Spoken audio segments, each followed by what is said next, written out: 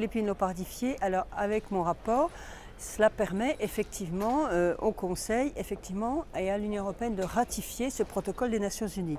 Alors qu'est-ce qu'il y a dedans?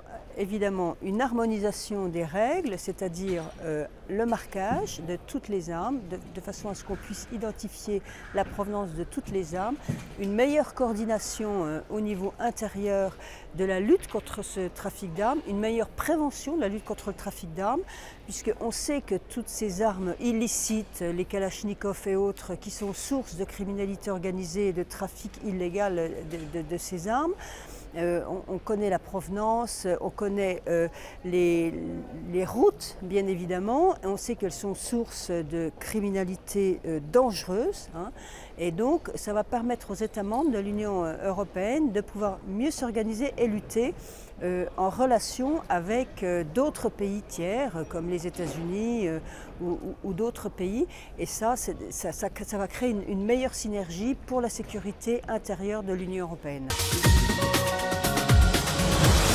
Que souhaiterait faire la Commission? Alors il y a deux directions à la Commission, deux directions générales qui sont concernées.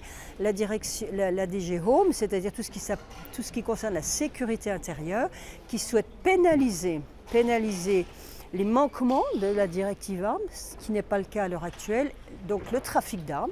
Là, personne n'y trouve rien à redire, très franchement, tout le monde est d'accord avec cela, effectivement.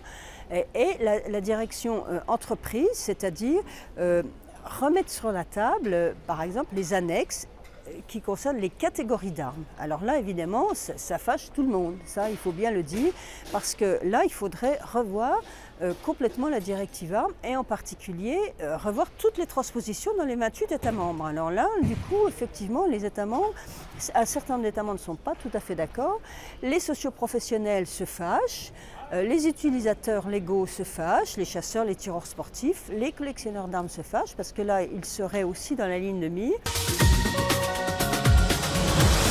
Ça fâche un peu plus pour un certain nombre de raisons. La première, c'est que c'est une directive que nous avons effectivement révisée en 2008, qui est très efficace et qu'un certain nombre d'États membres, dont la France, vient seulement de transposer.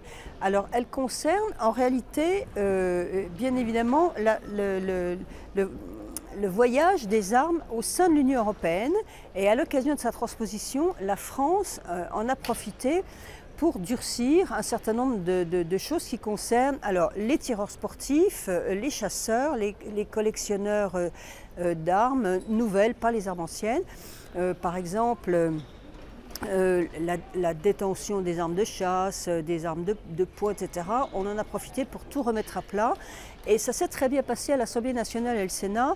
Et tous les groupes politiques confondus ont trouvé un très bon accord sur ce sujet.